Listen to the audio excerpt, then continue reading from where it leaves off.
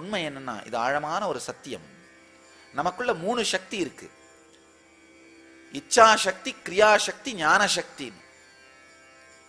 இச்சா சக்தினா செயலை செய்யணும்ன்ற அந்த ஆசை.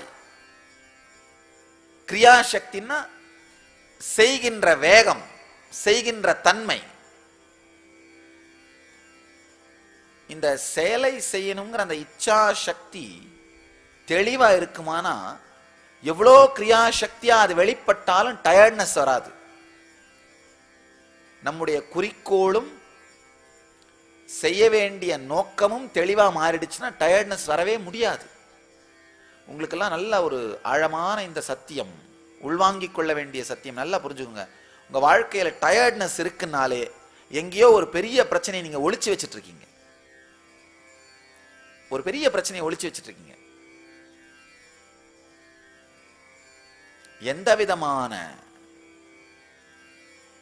சங்கடங்களும் இல்லாமல் உங்களுடைய குறிக்கோளை பற்றியும் உங்களுடைய வாழ்க்கையின் போக்கை பற்றியும் தெளிவாக இருப்பீர்களானால் டயர்ட்னஸே இருக்க முடியாது.